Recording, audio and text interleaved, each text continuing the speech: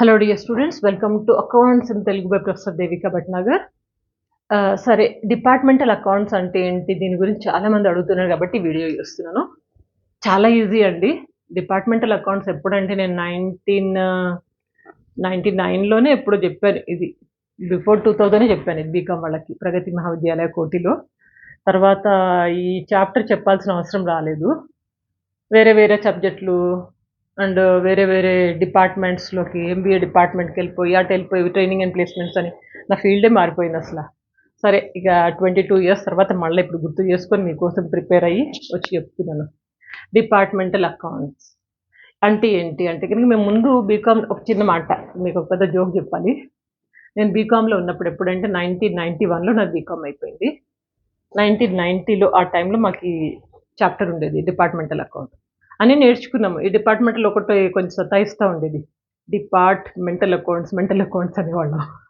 అంటే డిపార్ట్ని వదిలేసి మెంటల్ అకౌంటింగ్ అనేసి అట్లా టెన్షన్గా ఫీల్ అయి తిట్టుకునేవాళ్ళము. తర్వాత నేర్చుకునేవాళ్ళం, అది వేరే సంగతి. One thing I must tell you, నేనైతే ఎప్పుడు కాలేజ్లో ఇట్లా లెక్చరర్ పాఠాలు చెప్తా ఉంటే విని నోట్స్ రాసుకొని నేర్చుకున్నది పోయింది లేదు. వాళ్ళు చెప్పేది నాకు అర్థమయ్యేది కాదు. వాళ్ళు చెప్పట్లేదని కాదు, వాళ్ళు బాగానే చెప్పేవాళ్ళు, నాకు అర్థమయ్యేది కాదు. అదేంటో నేను ఓన్గా ప్రిపేర్ అయితేనే నాకు అర్థమవుతుంది. టెక్స్ట్ బుక్ ఓపెన్ చేసి చదవాలి, నోట్స్ రాయాలి, అండర్లైన్ చేసుకోవాలి, అప్పుడే అర్థమవుతుంది. ఇప్పటికి కూడా అంతే. సరే, డిపార్ట్మెంటల్ అకౌంట్స్ అంటే ఏంటి అంటే కనుక మెయిన్గా గుర్తుపెట్టుకోండి. ఒక చెత్త కింద, ఒకటే రూఫ్ కింద అనేక రకాలైన బిజినెస్ చేస్తున్నప్పుడు వాటిని డిపార్ట్మెంట్స్ అంటాం. ఇప్పుడు ఎగ్జాంపుల్గా నేను చెప్తున్నాను. ఇది ఒక బిల్డింగ్ అనుకోండి. ఈ బిల్డింగ్లో నేను ఫస్ట్ గార్మెంట్స్ బిజినెస్ స్టార్ట్ చేశాను, డిపార్ట్మెంట్ ఏ అనుకోండి, బాగానే రన్ అవుతుంది. ఇంకొక బిజినెస్ మొదలుపెట్టాను, స్టీల్ బిజినెస్ మొదలుపెట్టాను, బి, అది డిపార్ట్మెంట్ బి అనుకోండి. ఇంకా తర్వాత ఇది కూడా బాగానే నడుస్తుంది. ఇంకొకటి మొదలుపెట్టాను, అదేంటది ఎలక్ట్రానిక్స్ డిపార్ట్మెంట్ సి. ఇట్లా ఒక్కటే చెట్టు కింద, ఒకటే రూఫ్ కింద, ఒకటే బిల్డింగ్లో ఫస్ట్ ఫ్లోర్లో ఇది, సెకండ్ ఫ్లోర్లో ఇది, థర్డ్ ఫ్లోర్లో ఇది, అట్లా డిఫరెంట్ బిజినెస్ చేస్తున్నప్పుడు డిపార్ట్మెంట్ ఏ, డిపార్ట్మెంట్ బి, డిపార్ట్మెంట్ సి అని డిఫరెంట్గా మనం పిలుచుకోవడం జరుగుతుంది. దీన్నే డిపార్ట్మెంటల్ అకౌంటింగ్ అంటారు. ఇప్పుడు ఇది తగ్గిపోయింది, ఒక టైంలో బాగుండేది. ఎందుకంటే ఇక్కడ ఇది అట్లా ఇట్లా మొత్తం కలిపి ఒకటే మేనేజ్మెంట్. ఇప్పుడేంటి, మనకు ఒకటే దాంట్లో మల్టీ స్టోర్ లాగా ఒకటే దాంట్లో అన్నీ దొరికిపోతున్నాయి. లైక్ ఎగ్జాంపుల్ మీరు డిమార్ట్ తీసుకోండి, బిగ్ బజారు, ఇప్పుడు ఉందో లేదో తెలియదు నాకు, బిగ్ బజారు, ఇంకొకటి ఏంటది స్మార్ట్ బజార్ అని, రిలయన్స్ అని, ఒకటే దాంట్లో అన్నీ దొరుకుతున్నాయి. అవి ఇంకా డిపార్ట్మెంటల్ అకౌంట్లు అనేది మెల్లమెల్లగా స్లోగా కొంచెం తగ్గుతూ ఉంది. But still people are maintaining, కొంతమంది ఇంకా మెయింటైన్ చేస్తున్నారు డిపార్ట్మెంటల్ అకౌంట్. ఒకే దాని కింద మనకి అన్నీ దొరుకుతాయి. కానీ మనము డిపార్ట్మెంటల్ అకౌంట్స్ ఎందుకు చేస్తామంటే, ఇప్పుడు సపోజ్ సే గార్మెంట్స్కి ఫస్ట్ ఫ్లోర్లో ఉంది, దీంట్లో ఎంత ప్రాఫిట్ వచ్చిందో నాకు తెలియాలి. మళ్ళీ అట్లనే డిపార్ట్మెంట్ బి, స్టీల్, దీంట్లో ఎంత వచ్చింది ప్రాఫిట్, నాకు ఎక్కువ వచ్చిందో తక్కువ వచ్చిందో, మరి దీని సంగతి ఏంటి. అందుకని నేను డిఫరెంట్గా డిపార్ట్మెంటల్ అకౌంట్స్ చేసుకుంటాను. ఓకేనా, అది డిపార్ట్మెంటల్ అకౌంట్. దీన్ని ఒక 2 సెంటెన్స్లో గుర్తుపెట్టుకోండి. డిపార్ట్మెంటల్ అకౌంట్ అంటే ఏంటి, బిజినెస్ అండర్ వన్ రూఫ్. ఇలా బిజినెస్ అంతా ఒక రూఫ్ కిందనే, ఒక చెత్త కిందనే, దాని కిందనే నడుస్తూ ఉంటుంది. నాట్ సపరేటెడ్ జియోగ్రఫికల్ భూగోళికంగా అవి సపరేట్ చేయలేదు, ఒకే చోటు ఉంటాయి, దీని కిందనే ఉంది. దీన్ని డిపార్ట్మెంటల్ అకౌంట్ అంటాము. మెయిన్గా ఇక్కడ గుర్తుపెట్టుకోవాల్సిన డిపార్ట్మెంటల్ ఎక్స్పెన్సెస్. డిపార్ట్మెంట్ సంబంధించి ఎక్స్పెన్సెస్ ఉంటాయి కదా, ఈ ఎక్స్పెన్సెస్ 2 రకాలుగా చెప్పొచ్చు. Direct expenses, indirect expenses. Direct expenses అంటే మనకు తెలుసు, ఫ్యాక్టరీకి సంబంధించిన ఎక్స్పెన్సెస్ డైరెక్ట్ ఎక్స్పెన్సెస్. ఎప్పుడు చదువుకున్నాము, ఫైనల్ అకౌంట్స్లో చదువుకున్నాం కదా, అదే ఫ్యాక్టరీకి సంబంధించిన ఎక్స్పెన్సెస్ డైరెక్ట్ ఎక్స్పెన్సెస్. ఏంటివి, wages for workers, factory rent, factory insurance, ఇంకా ఫ్రైట్, ఇంకా క్యారేజ్ ఇన్వర్డ్స్, ఇవన్నీ ఫ్యాక్టరీకి సంబంధించి, ఇలాంటివన్నీ డైరెక్ట్ ఎక్స్పెన్సెస్. ఫ్యాక్టరీ ఎక్స్పెన్సెస్ మనం ఈజీగా అలొకేట్ చేయొచ్చు. ఇది దీనికి సంబంధించిందని మనకు అక్కడ ప్రాబ్లం ఏమి ఉండదు. ఫ్యాక్టరీ ఎక్స్పెన్సెస్లో ఎటొచ్చి ప్రాబ్లం మనకి ఇండైరెక్ట్ ఎక్స్పెన్సెస్లో ఉంటుంది. ఇండైరెక్ట్ ఎక్స్పెన్సెస్ దేనికి సంబంధించింది, ఇండైరెక్ట్ ఎక్స్పెన్సెస్ ఆఫీస్కి సంబంధించినవి.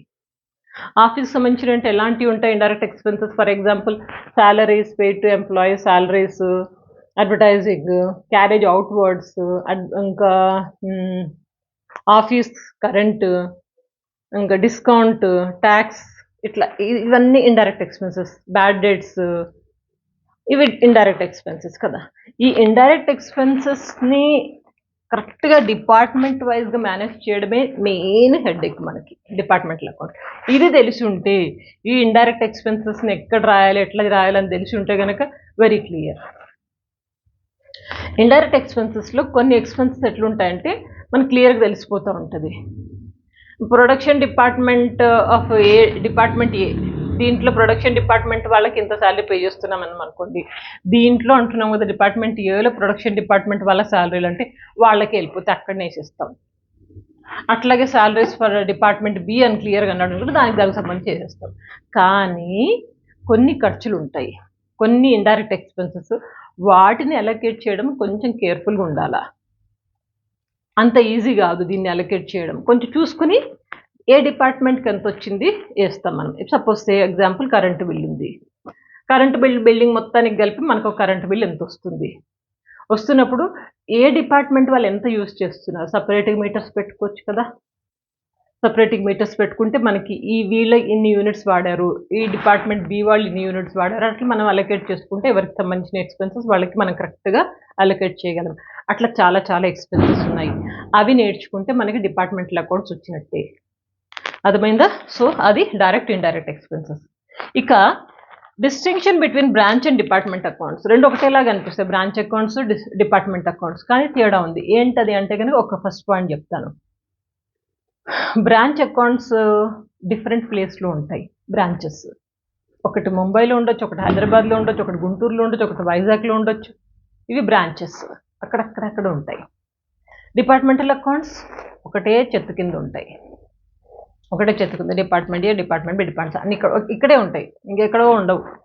అంటే జియోగ్రాఫికలీ భౌగోళికంగా అన్ని ఇక్కడనే ఉంటాయి. బ్రాంచెస్ డిఫరెంట్ ప్లేస్లో ఉంటాయి. ఇంకొక డిఫరెన్స్ ఏంటంటే బ్రాంచ్ అకౌంట్స్లో మనం సపరేట్గా అకౌంట్స్ మెయింటైన్ చేస్తాము. బ్రాంచ్ ఏ సపరేట్ అకౌంట్స్, బ్రాంచ్ అకౌంట్స్ గుర్తున్నాయా? బ్రాంచ్ బి అట్లా సపరేట్గా అకౌంట్స్ మెయింటైన్ చేస్తాం. ఇక్కడ అట్లా కాదు.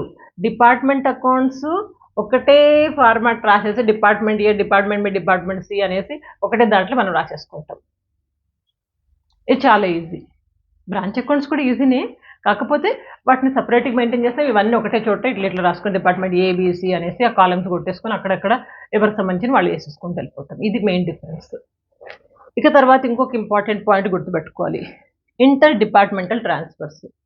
ఇంటర్ డిపార్ట్మెంట్ ట్రాన్స్ఫర్స్ నుంచి అంటే ఒక డిపార్ట్మెంట్ నుంచి ఇంకో డిపార్ట్మెంట్కి కొంత అమౌంట్ కానీ, కొంత సరుకు కానీ, కొంతమంది మనుషులను కానీ ఏదో ఒకటి ట్రాన్స్ఫర్ చేస్తూ ఉంటారు, వాడుకుంటూ ఉంటారు. నాకు అవసరం ఉంది నువ్వు ఇయ్యి, నీకు అవసరం ఉందా నేను ఇస్తా, అట్లా వాళ్ళు ట్రాన్స్ఫర్ చేసుకుంటూ ఉంటారు. దీన్నే ఇంటర్ డిపార్ట్మెంటల్ ట్రాన్స్ఫర్స్ అంటారు.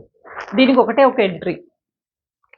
ఎట్లుంటుందంటే ఫర్ ఎగ్జాంపుల్ ఏ డిపార్ట్మెంట్ వాళ్ళు బి డిపార్ట్మెంట్కి కొంత ఇచ్చారు, సరుకు కానీ డబ్బులు కానీ ఇచ్చారు. ఇచ్చినప్పుడు ఏ వాళ్ళు బికి ఇస్తున్నారు, బి ఎవరు రిసీవర్, ఏ ఎవరు giver. Debit the receiver, credit the giver.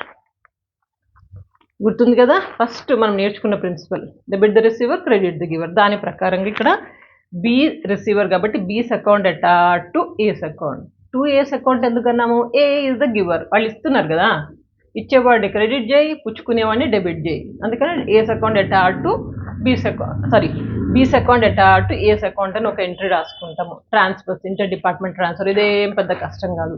మనం మెయిన్గా ఫోకస్ చేయాల్సింది allocation or apportionment of the ఎక్స్పెన్సెస్ని ఎట్లా మనము సపరేట్ చేయాలి, దానికి టేబుల్ గుర్తుపెట్టుకుంటే సరిపోతుంది. Important table. ఇప్పుడు ఈ టేబుల్ ఎట్లా చేసినామంటే ఒక సీరియల్ నెంబరు, ఎక్స్పెన్సెస్, ఒక్కొక్క ఖర్చు. ఈ ఖర్చులు దేని బేసిస్ మీద మనము అపార్షన్మెంట్ అంటాము, ఎట్లా మనం అలొకేట్ చేస్తాము. Expenses on what basis we are going to apportion the expenses, ఏ బేసిస్ మీద మనం ఎక్స్పెన్సెస్ని డివైడ్ చేస్తాము. ఈజీ. ఒకటి చూడండి, ఇప్పుడు సేల్స్ ఎక్స్పెన్సెస్. సేల్స్కి సంబంధించి, అమ్మకాలకు సంబంధించి ఎటువంటి ఖర్చులు ఉన్నా కానీ, ఎటువంటి ఎక్స్పెన్సెస్ ఉన్నాయి సేల్స్ ఎక్స్పెన్సెస్, అవన్నీ సేల్స్ ఆఫ్ ఈచ్ డిపార్ట్మెంట్, ఒక్కొక్క డిపార్ట్మెంట్లో ఎంత సేల్స్ అయితే దాని ప్రకారం మనము అలొకేట్ చేస్తాము. సపోజ్ డిపార్ట్మెంట్ ఏలో ఒక 2 lakhs సేల్ అయింది, ఇక్కడ ఒక 1 lakh అయింది. ఇక్కడ ఒక 3 lakh అయింది. ఆ బేస్ మీద 2 lakh, 1 lakh, 3 lakh ఆ బేస్ మీద ఆ ఎక్స్పెన్సెస్ని మనము సపరేట్ చేస్తాం. ఓకేనా? Sales expenses based on the sales of each department. ఏంటి ఆ సేల్స్ ఎక్స్పెన్సెస్?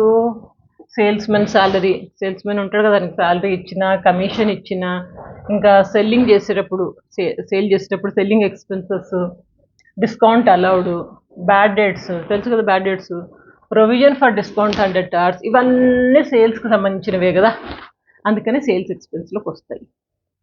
ఇవన్నీ మనం సేల్స్ ఆఫ్ ఈచ్ డిపార్ట్మెంట్ వైజ్గా మనం అలొకేట్ చేస్తాం. సెకండ్ది, all expenses related to building.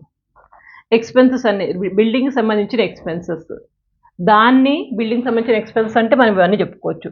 Rent, rates, taxes, heating, AC expenses, air condition expenses, insurance of building, ఇవన్నీ building సంబంధించినాయి కదా. వీటిని ఎట్లా అలొకేట్ చేస్తామంటే బేస్, ఏంటది bases? Area or value of floor spaces. Value of, suppose area, ఇప్పుడు దీనికి ఒక 1000 SFTనే ఉంది, దీనికేమో 2000 SFT ఉంది, దీనికి 2500 SFT ఉంది.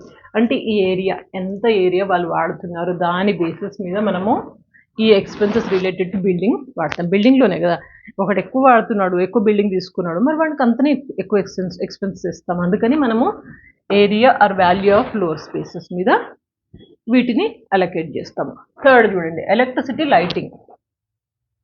మొత్తం ఒకటే చోటు ఉందనుకోండి, అప్పుడు ఏం చేస్తాము, దాన్ని యూనిట్ పాయింట్స్, ఎన్ని యూనిట్స్ ఎవరెవరు ఎంత వాడుతున్నారు దాని ప్రకారంగా డివైడ్ చేస్తాము. దీన్నే మనం units consumed by department, each department. వీళ్ళు ఇన్ని యూనిట్స్ వాడారు, వాళ్ళు అన్ని వాడారు, ఎన్ని వాడితే అంతని మనము వచ్చిన మొత్తం బిల్లుని సపరేట్ చేస్తాము. ఇంకొకటి, ఇన్సూరెన్స్ ఆన్ స్టాక్. స్టాక్ మీద ఇన్సూరెన్స్ ఉంటే దీన్ని ఎట్లా క్యాలిక్యులేట్ చేస్తామంటే average stock carried, average stock ఎంత వస్తే దాని మీద తీసుకుంటాము. అట్లాగే insurance on plant and machinery, ఇదేమో insurance on stock. Insurance on plant and machinery, plant and machinery మీద ఇన్సూరెన్స్ ఉంటే అప్పుడు ఏం చేస్తాము, అప్పుడు value of plant and machinery, దాని వాల్యూ ఎంత ఉంటే దాని మీదనే మనం తీసుకుంటాము. సపోజ్ వీళ్ళు వాడే మెషినరీ, ప్లాంట్ అండ్ మెషినరీ ఎక్కువ ఉండొచ్చు, ఆ వాల్యూ చూస్తాము, దీనిది తక్కువ ఉండొచ్చు. అట్లా ఎవరు ఎంత వాడుతున్నారో దాని ప్రకారం, ఆ వాల్యూ ప్రకారంగా మనము ఇన్సూరెన్స్ని క్యాలిక్యులేట్ చేస్తాము. ఇక group insurance premium. Group insurance అంటే ఈ డిపార్ట్మెంట్ ఏలో ఒక 100 మంది ఎంప్లాయీస్ ఉన్నారనుకోండి, 100 మంది ఎంప్లాయీస్ ఉన్నప్పుడు వీళ్ళందరికీ ఇన్సూరెన్స్ చేయించాలా. వీళ్ళందరికీ ఇన్సూరెన్స్ చేయించాలంటే ఇది గ్రూప్ ఇన్సూరెన్సే కదా, దీని గురించి మాట్లాడుతున్నాం. వీళ్ళందరికీ గ్రూప్ ఇన్సూరెన్స్ చేయించడం ప్రీమియం ఎట్లా కట్టాలి, ఇది depends on the direct wages. ఎంతమంది ఉన్నారు ఇక్కడ, 100 మంది ఉన్నారు, వీళ్ళకి ఎంత వేజెస్ ఇస్తున్నాము ఆ బేస్ మీద మనం క్యాలిక్యులేట్ చేయాలి. ఇక్కడ సపోజ్ ఒక 20 ఉండొచ్చు, అప్పుడు గ్రూప్ ఇన్సూరెన్స్ ఇక్కడ ఎక్కువ అవుతుంది ఖర్చు, ఇక్కడ తక్కువ అవుతుంది. అందుకని మనము it depends on the direct wages, ఎంతమంది వర్కర్స్ ఉన్నారు, ఎంత వేజెస్ ఇస్తున్నారు, దాని ప్రకారం ఇన్సూరెన్స్ అనేది డివైడ్ చేస్తాము. ఇక next, depreciation, renewals and repairs. ఇవి related to fixed assets, it may be building, machinery, furniture, ఇవి కదా వీటికి సంబంధించినవి. సో ఇలాంటి వాటికి సంబంధించి ఫిక్స్డ్ అసెట్స్ సంబంధించి డెప్రిసియేషన్ అయినా, రెన్యువల్ అయినా, రిపేర్స్ అయినా, ఇది ఎట్లా అలొకేట్ చేస్తాం ఎక్స్పెన్సెస్ అంటే value of assets in each department. ఒక్కొక్క డిపార్ట్మెంట్లో ఎన్ని ఉన్నాయి, ఈడ ఎక్కువ ఉండొచ్చు, ఆడ తక్కువ ఉండొచ్చు, ఎంత ఉంటే దాని మీద మనము డెప్రిసియేషన్ క్యాలిక్యులేట్ చేస్తాము based on the value of assets of each department. Next చూడండి, canteen and labour welfare expenses. వీళ్ళందరికీ క్యాంటీన్ ఉంటుంది, ఇందులో పనిచేసే ఎంప్లాయీస్ అందరికీ క్యాంటీన్ యూజ్ చేసుకుంటారు. వీళ్ళందరికీ వాళ్ళ వెల్ఫేర్ ఎక్స్పెన్సెస్ కూడా ఉంటాయి, ఏదో ఒకటి ఇన్సూరెన్స్ అనో లేకపోతే ఇంకేమైనా బీమా అనో ఇంకేదో ఒకటి చేస్తూ ఉంటాం కదా. ఇవన్నీ వీళ్ళకి సంబంధించి canteen and labour welfare expenses. దీన్ని ఎట్లా అలొకేట్ చేస్తామంటే నెంబర్ ఆఫ్ ఎంప్లాయీస్, ఎంతమంది ఉన్నారు ఇక్కడ ఎంతమంది ఉన్నారు దాని ప్రకారం మనం అలొకేట్ చేస్తాం. Very simple to understand. ఇంకొకటి చూడండి, works manager salary, important point. Works manager salary అంటే ఇక్కడ వర్క్స్ మేనేజర్ అంటే మొత్తం ఈ డిపార్ట్మెంట్, 3 డిపార్ట్మెంట్లకు కలిపి ఒక మేనేజర్ని అపాయింట్ చేసుకున్నాము, అతన్ని వర్క్స్ మేనేజర్ అంటాము. ఇతను ఏంటి, అన్ని డిపార్ట్మెంట్లు చూసుకోవాలి, ఏబిసి. ఇప్పుడు ఏం చేస్తామంటే ఇతని యొక్క శాలరీ ఈ 3 డిపార్ట్మెంట్లకు ఎట్లా ట్రాన్స్ఫర్ చేస్తామంటే time spent on each department. ఎక్కడెక్కడ ఎక్కువ స్పెండ్ చేస్తున్నాడు దాని ప్రకారం అతని శాలరీ అక్కడ అంతే ఇస్తాము. ఫర్ ఎగ్జాంపుల్ డిపార్ట్మెంట్ ఏలో అతను 80% టైం స్పెండ్ చేస్తున్నాడు ఎక్కువ, అతనికి ఒక 20,000 శాలరీ పే చేస్తున్నాం అనుకోండి, 20,000 ఇంటూ 80% ఇక్కడే చేస్తాం. 80% ఈడ స్పెండ్ చేస్తున్నాడు కాబట్టి 20,000 ఇంటూ 80/100, ఇక్కడ 20% స్పెండ్ చేస్తున్నాడు, అప్పుడు అతని శాలరీ 20,000 ఇంటూ 20/100, 20% ఇక్కడ ఇస్తాం. ఇక్కడ అసలు రావట్లేదు, దానికి ఏం వేయం. అట్లా అతను ఎక్కడెక్కడ ఎంత స్పెండ్ చేస్తున్నాడో టైం దాని ప్రకారంగా మనము అతని యొక్క శాలరీని ఈ డిపార్ట్మెంట్స్కి అపర్షన్ చేస్తాము. అట్లాగే లాస్ట్ చూడండి, క్యారేజ్ ఇన్వర్డ్స్. క్యారేజ్ ఇన్వర్డ్స్ అంటే ఇది ట్రాన్స్పోర్టేషన్ సంబంధించింది కదా. అప్పుడు ఏం చేస్తామంటే పర్చేజ్ ఆఫ్ ఈచ్ డిపార్ట్మెంట్, ఎంత కొన్నారు సరుకులు, ఆ కొన్నదే కదా ట్రాన్స్ఫర్ చేసేది ఒకటి నుంచి ఒకటికి. అందుకని పర్చేజెస్ ఈచ్ డిపార్ట్మెంట్లో ఎంత ఉంటే దాని ప్రకారంగా మనం క్యారేజ్ ఇన్వర్డ్స్ అపర్షన్ చేస్తాం. అదే క్యారేజ్ అవుట్వర్డ్స్ అయి ఉంటే సేల్స్ మీద. Carriage inwards purchases, carriage outwards sales, తెలుసు కదా. ఇంతే. ఈరోజు మీరు క్లాస్లో ఏం నేర్చుకున్నారంటే డిపార్ట్మెంటల్ అకౌంట్స్ అంటే ఏంటి, ఒక చెత్త కింద ఉంటాయి, వీళ్ళు ఒక్కొక్క డిపార్ట్మెంట్కి ఒక్కొక్కటి అకౌంట్స్ మెయింటైన్ చేస్తారు, అండ్ ఇక్కడ వీళ్ళ ముఖ్య ఉద్దేశం ఏంటి అంటే అది నేర్చుకున్నాము. అండ్ డిపార్ట్మెంటల్ ఎక్స్పెన్సెస్ ఒకటి, ఇంకా రెండింటి మీద తేడాలు ఏంటి, ఇంటర్ డిపార్ట్మెంట్ చేంజెస్ అంటే ఏంటి, దీనికి ఒక ఎంట్రీ రాస్తామని నేర్చుకున్నాము. అండ్ ఎక్స్పెన్సెస్, కొన్ని ఎక్స్పెన్సెస్ అయితే మనము ఈజీగా ఈ డిపార్ట్మెంట్ సంబంధించినవి ఇస్తాము, కొన్ని చేయలేనివి ఈ టేబుల్ ఒకటి గుర్తుపెట్టుకోవాలి. పెట్టుకొని ఈ టేబుల్ ప్రకారంగా మనము ఒక్కొక్క ఎక్స్పెన్సెస్ ఎక్కడ వేయాలో నేర్చుకుంటాం. అంతే, అర్థమైంది కదా. నెక్స్ట్ క్లాస్ మనం ప్రాక్టికల్స్ చేద్దాం, కొన్ని ప్రాబ్లమ్స్ మొదలు పెడదాం. అర్థమైంది కదా. అర్థమైతే వెరీ గుడ్. కొంచెం రాస్తూ ఉండండి కింద కామెంట్ బాక్స్లో. కనపడరు, కాస్త రాస్తే అయినా చదువుతాను. తప్పకుండా వీడియోస్ 10 మందికి షేర్ చేసుకోండి అండ్ గట్టిగా చదువుకోండి, మంచి మార్కులు తెచ్చుకోండి. ప్లేలిస్ట్లో ఒకటి చెక్ చేసుకోండి, చాలా చాలా సబ్జెక్టులు చెప్పాను మీకోసమే. Stay connected. Good luck. Screen shot తీసుకోండి. వచ్చి నేను పోతున్నా.